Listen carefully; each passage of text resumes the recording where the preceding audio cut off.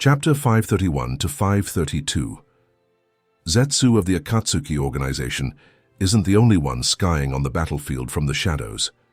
In another corner of Konohagakure, Orochimaru stared at the crimson-red Susanoo that suddenly appeared on the battlefield with a shocked expression. And this shocked expression soon turned gloomy as he saw that crimson gourd held by the Susanoo. Humph, so they really were after it. Orochimaru snorted softly. The situation has gotten to this point. The proof is right in front of him. If he still couldn't react to it and understand everything, then he wouldn't be Orochimaru, one of the most cunning characters in this shinobi world. Orochimaru thoroughly understood that his previous encounter with Fujin at the Reins of Shrine wasn't just a coincidence, and also had nothing to do with Yuhi Kurenai was abducted him himself. Fujin was definitely there searching for the Sword of Totsuka. And now that Homusubi has obtained the Sword of Totsuka, it proves that the Sword of Totsuka must have been sealed in that shrine. Damn it. Orochimaru was really alloyed upon thinking that the spiritual weapon he was searching for so long, and was finally about to obtain, was taken away by a Matsukami who got one step ahead of him. And he is more annoyed upon seeing the power of the Sword Totsuka. It is much stronger than he had initially expected. Therefore, Orochimaru is really regretful now. It's truly a pity that Orochimaru isn't aware of the fact that having Mangekyo Sharingan is extremely necessary to be able to obtain and use Sword of Totsuka, as without Mangekyo Sharingan, even if he did manage to obtain Sword of Totsuka using some method, he wouldn't be able to control it, so it would just be a waste of time and effort. With a sullen expression, Orochimaru withdrew his gaze from the direction of Homusubi and looked around the rest of the village, revealing a trace of melancholy on his face. Orochimaru has been planning to destroy Konohagakure for so many years, but now that the village he has wanted to destroy is really in front of him, Orochimaru has suddenly felt empty in his heart, and a sense of loss has filled. Orochimaru isn't sure how he should feel about this situation, therefore he is quite confused. But Orochimaru is Orochimaru after all. He soon converged all these inexplicable emotions, condensed chakra under his feet, and soon disappeared from this corner of the village. Whoosh! At the refugee. Not long ago, when Tendo on the ground used a large-scale Shinra Tensei to destroy a large section of bone forest created by Fujin, the shockwaves also traveled down to the refugee and caused large-scale damage. Although the shockwaves this time were not as serious as the first time, the damage is still several times more serious. Compared to the last time, multiple walls and pillars in the refugee shelter have collapsed, causing the number of casualties to be higher compared to the last time. And because all the electric lights have been destroyed in the passage, along with the collapsed wall that has blocked all the light from the outside, the refugee is currently in a totally dark state. There is no light, and therefore, nothing is visible. Is everyone okay? At this moment, Shizun's voice came from the darkness. I am fine. Sasuke, I am okay. Naruto, we are also fine. Hinata and Neji, I am also fine, Wanizumi. There are no injuries except for severe chakra exhaustion. Yui coughed Mitarashi Anko. Because of being choked by the smoke and dust, she tried to grope around for some support in order to stand up, but seemed to be unable to do so. Currently, her physical state isn't good, as she seems to be seriously injured and bleeding around her waist. Therefore, she is having trouble standing up and can't help but curse in annoyance. Damn it! Listening to Anko's painful voice, Shizune quickly asked, Anko, are you injured? I do seem to be injured, and there is also bleeding around my waist, answered Anko as she moved her hand as if searching for something. At this time, Anko's hand finally touched the flashlight that had fallen on the ground. She immediately shook the flashlight, and soon a beam of light appeared in the passage. As soon as the flashlight was lit, everyone gathered close to Anko, and Shizune, who seems to be in the best state among the four seniors kunoichi, immediately healed Anko's wound using Iryo ninjutsu. While Anko's wound was being healed, the others tried to search the surroundings. Although the shockwaves a few moments ago caused various collapses in the underground refugee, fortunately, there was no major problem in this passage, which is also the reason why almost everyone in this passage, except for Mitarashi Anko, was safe and no children were injured. After a while of silence, Yui looked above and said with a worried tone, "What exactly is happening outside?" As soon as Yui's words fell, the expression of the other three kunoichi became extremely serious. As experienced kunoichi, they too understand that collateral damage caused by ordinary battles is unlikely to extend to the refugee shelter, which is several meters underground. And now that the refugee shelter is subjected to such serious impacts and shockwaves every now and then, this can only prove that the ongoing battles on the surface are unimaginably fierce and are beyond the scope of what they have ever witnessed. It's a pity that Yui is unable to activate her Byakugan because of the serious chakra exhaustion that occurred during the battle against Asura Pain, so she is unable to observe the situation outside, and therefore is unable to understand the exact situation. And while the four senior kunoichi's expression was extremely solemn, and the four young kids were kinda nervous because of this serious atmosphere, suddenly the sound of leisurely footsteps sounded in the passage. As soon as the sound of footsteps was heard, everyone became vigilant. The eyes of four senior kunoichi looked at each other, and soon a plan was formulated. Shizune and Izumi, who seemed to be in the best condition among the four, positioned themselves to ambush. Yui took the four kids a little far from the scene of the battle so as not to hinder the other three, while Anko stood in the same position as previous to act as the bait in order to loosen up the guard of the incoming enemy. After everyone was ready, Anko, who held the flashlight, shifted the beam of light in the direction of the sound of incoming footsteps and asked with a vigilant expression, "Who is there?" The light of the flashlight fell on the incoming person, and the gloomy figure appeared in front of everyone. The figure looked at Anko in front of him, and a sly grin appeared on his lips. "Oh, isn't this Anko? It's been so long." Orochimaru!" Anko was startled upon realizing the identity of the person. In front of her immediately, a terrifying killing intent burst out of her. "How dare you sneak inside Konoha? I'm going to kill you!" After saying so, regardless of her injury, Anko quickly weaved hand signs and instantly rushed towards Orochimaru. Ninpu, multiple shadow snake hands.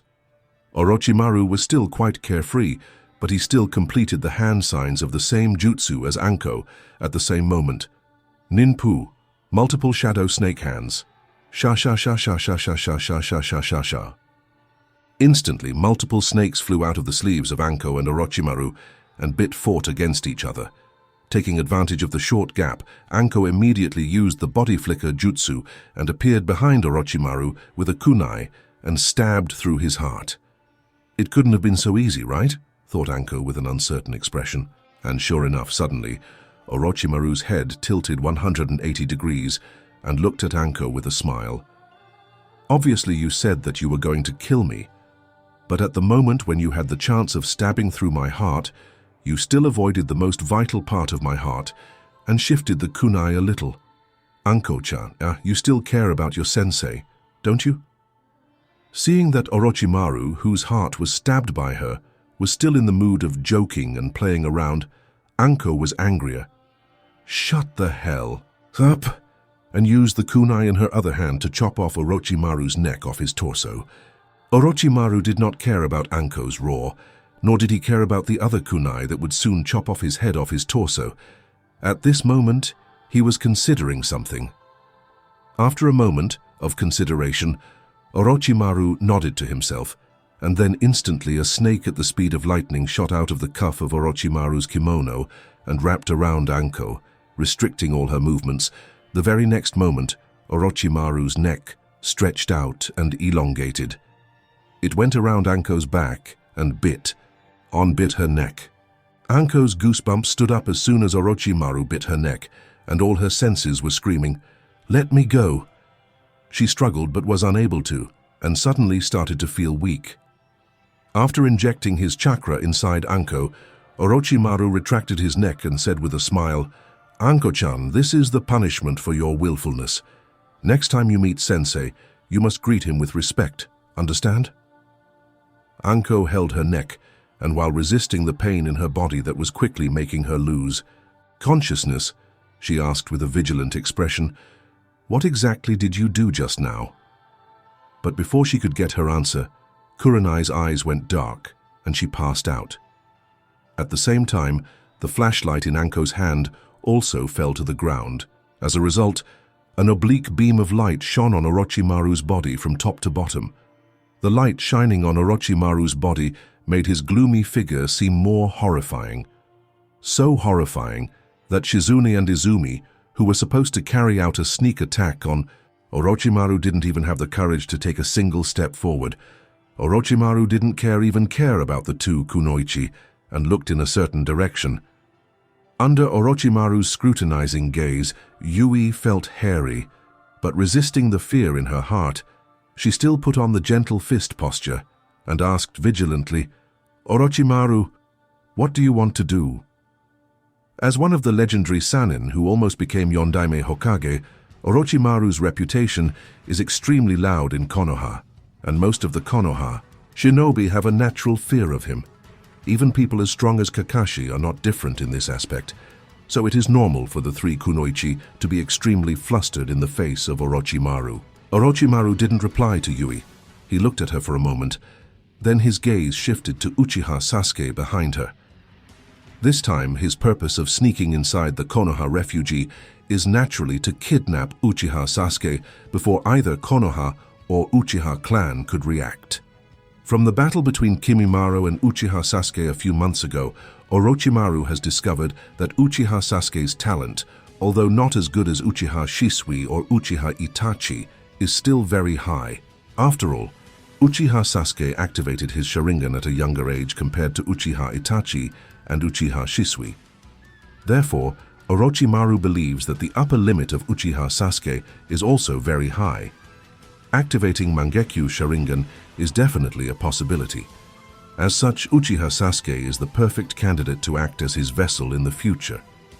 Being subjugated to the vicious gaze of Orochimaru, Sasuke felt terrified. He felt as if he was being stared at by the most vicious being, and in fear his Sharingan activated subconsciously. Orochimaru stretched out his tongue and licked his lips in excitement. Tsk, tsk, what a beautiful pair of eyes. These actions of Orochimaru immediately made everyone understand that Orochimaru's target is definitely Uchiha Sasuke.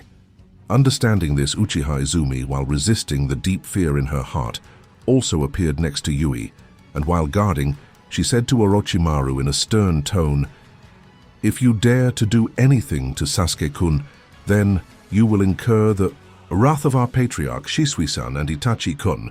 Facing the three of them, you will definitely suffer even if you are one of the legendary Sannin."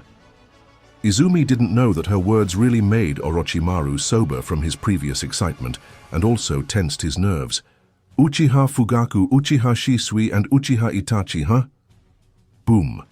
And while Orochimaru was thinking of something, suddenly a burst of an explosion sounded on the other side of the passage, and a hole opened up.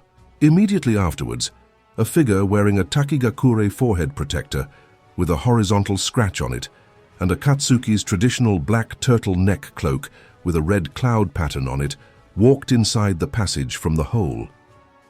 The figure looked at several people in the narrow passage, and then his gaze finally landed on the figure of Uzumaki Naruto next to Uchiha Sasuke.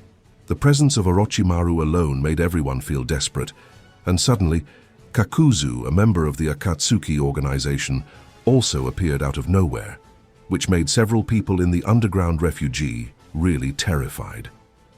Sasuke, Naruto, as well as the other two Hyuga children, Hinata and Neji, were even more frightened. It was as if they would die the very next second.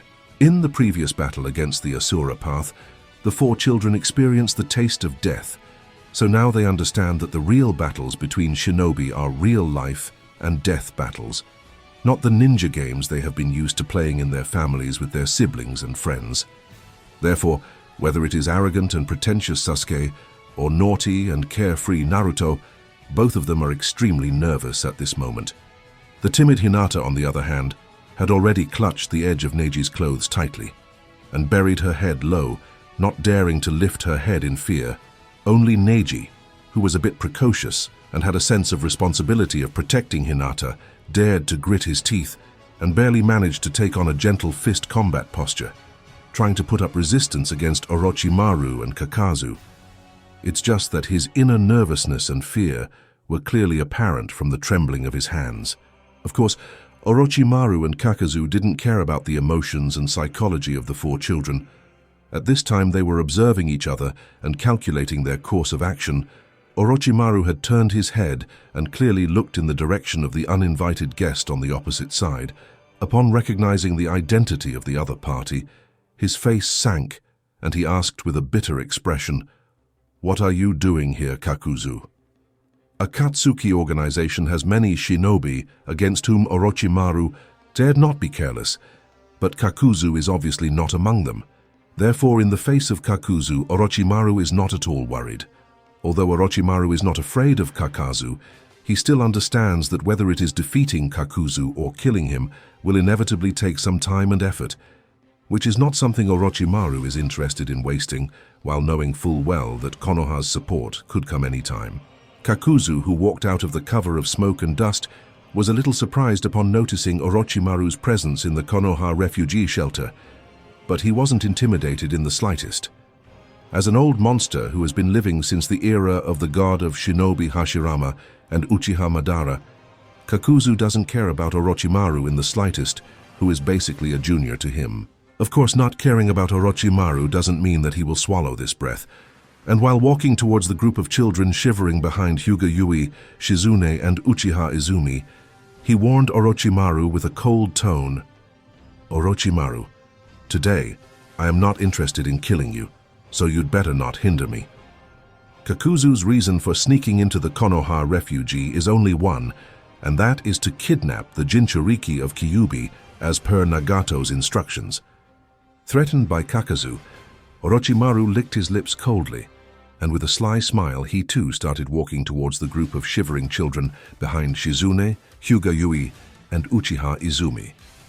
Seeing two powerful enemies approaching from two sides, Shizune, Yui, and Izumi looked at each other and nodded with determined expressions.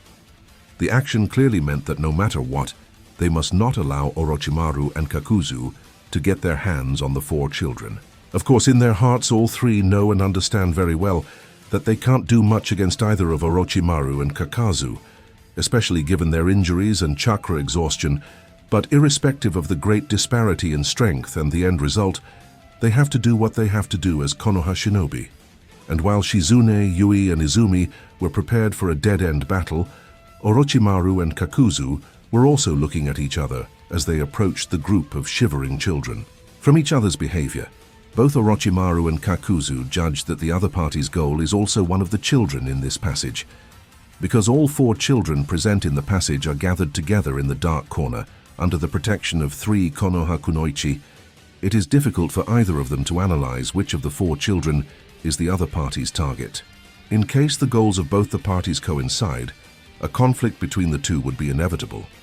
And even if the targets of both of them are different, the possibility that the other party would intentionally interfere with their target also remains, so both Orochimaru and Kakuzu are already in a state of conflict and unwilling to back down. Seeing that analysis or intimidation wasn't working, and understanding that the situation can't continue as is given, that Konoha reinforcements might arrive any second, Kakuzu stopped and said to Orochimaru in a deep voice, "Orochimaru, do you have to force me to kill you?" Orochimaru obviously didn't care about Kakuzu's threat and said, "No one can stop me from what I want to do and obtaining what I want. Hokage can't stop me, Konoha can't stop me, Akatsuki can't stop me, and you, Kakazu, certainly are not capable enough of stopping me." Kakuzu sighed upon hearing Orochimaru's declaration, then slowly raised his hands towards Orochimaru. Orochimaru wasn't to be outdone. He too raised his right hand and pointed towards Kakuzu. As the war intention between Kakuzu and Orochimaru intensified, the atmosphere in the dark passage became more and more murderous, and the smell of gunpowder was already in the air. Tuk tuk tuk tuk tuk. And just when a battle between Kakuzu and Orochimaru was about to start, suddenly there were several rushes of footsteps in the passage. Just listening to the sound of the approaching footsteps, it can be determined that at least a dozen people are coming over. The Akatsuki organization consists of S-class rogue shinobi, who were elites from their respective villages, Usually, they would travel in a 3-man team, 2-man cells, and sometimes even alone. So these more than a dozen people coming over cannot be members of the Akatsuki organization. Nor can they be Orochimaru's subordinates, although the possibility of them being members of a Matsukami still remains. Everyone knows and believes that these more than a dozen people are more than likely to be Konoha shinobi coming over to check the situation at the refugee. Orochimaru and Kakuzu can think of it, so Shizune, Hyuga Yui, and Uchiha Izumi can certainly think of it. And knowing that more than a dozen shinobis are coming towards them, Shizune immediately shouted, "Everyone, there are enemies here. We need reinforcements to deal with Orochimaru and Kakuzu." There are several reasons why Shizune hastily shouted, regardless of the consequences of this action of hers. One is to alert Konoha shinobi about the presence of Orochimaru and Kakuzu in the refugee, so that the Konoha shinobi remain extremely vigilant and prepare themselves for the upcoming conflict. And the second reason is to make Orochimaru and Kakuzu panic and flustered so as to have a better chance of subduing the two of them. Of course, whether Shizune's intentions will be completed or not as per her expectation is another matter altogether, but the moment Shizune's voice fell, it acted as a spark in a gunpowder barrel, and both Orochimaru and Kakuzu took action at the same time. Ninpu, many hidden shadow snake hands. Orochimaru used his signature jutsu towards Kakuzu, and at the same time rushed towards the 3 kunoichi and the 4 children. Fire style, intelligent hard work. Faced with many hidden shadow snake hands approaching him, the well-experienced Kakuzu immediately weaved hand signs and used a fire-style jutsu to roast all the snakes coming towards him into charcoal. Although the snakes shot by Orochimaru were easily resolved by Kakuzu, Orochimaru wasn't sad or disappointed. Rather, he smirked evilly, because this action of Kakuzu already put him in a disadvantaged situation as he was delayed by a single step and a few moments, which is already very crucial in the battle of shinobi of their level. Orochimaru, who had already jumped towards the 4 children, swiftly knocked down the 3 kunoichi who wanted to stop him, then focused his attention on the 4 children. Orochimaru's goal is Uchiha Sasuke, but Uzumaki Naruto is standing in front of Sasuke with the intention of protecting him, along with Hyuga Hinata and Hyuga Neji beside him, and because Kakuzu is already coming towards here at an extremely fast speed, so Orochimaru had no other choice but to sweep all the 4 children of their feet. Instantly, several snakes were again shot out of the cuff of Orochimaru's kimono and quickly wrapped around the bodies of the 4 children. With all 4 children in his captivity, Orochimaru retreated backwards and glanced at Kakuzu with a provocative look. In the current situation, Orochimaru has not only captured his target Uchiha Sasuke, but also captured several hostages, including Kakuzu's target, which is probably the blonde-haired kid. Therefore, Orochimaru understands that he is in an advantageous position, and he is willing to play with Kakuzu for a little while, knowing full well that Kakuzu's actions against him are greatly limited, and Konoha reinforcements are already on their way. To be honest, if it is up to him, Orochimaru really intends to disrupt the actions of the Akatsuki organization as long as it is within the limits of his abilities, and he doesn't have to pay any significant price. And now that the Jinchuriki of Kyuubi, Uzumaki Naruto, the target of the Akatsuki organization, is in his hands, so Orochimaru obviously does not intend to hand him over to Kakuzu so easily. It's just that sometimes Orochimaru tends to overestimate himself and underestimate the enemy. As such, he forgot that Kakuzu is also an old monster with combat experience of more than 5 to 6 decades. How can he be outdone by Orochimaru so easily? So, even before Orochimaru had the chance of posing his conditions to Kakuzu, the scene quickly changed. Crack, crack. The ground under the feet of the 4 children cracked, and a black thread monster emerged out of the ground. The black thread monster fired several rock bullets towards the snakes entangling the bodies of the 4 children. As a result, killing those snakes within a single breath, then stretched out hundreds of black threads towards them in order to capture the 4 children. At the same time, Kakuzu did not forget to shoot several wind bullets towards Orochimaru so as to prevent him from hindering the capture of the 4 children.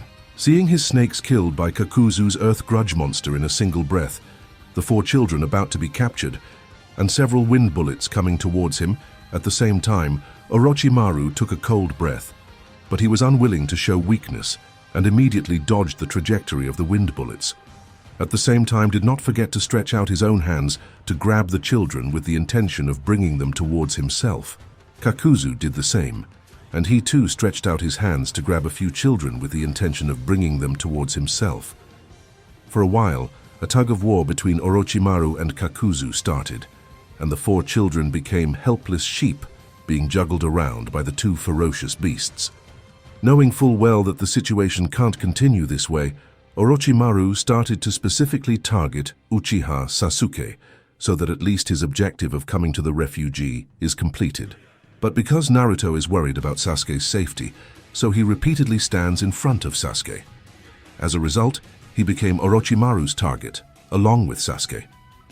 Seeing Naruto in distress, Hinata, who had always been timid, suddenly found courage out of nowhere, and unexpectedly stepped forward and used a gentle palm strike to meet Orochimaru's attack in order to protect Naruto.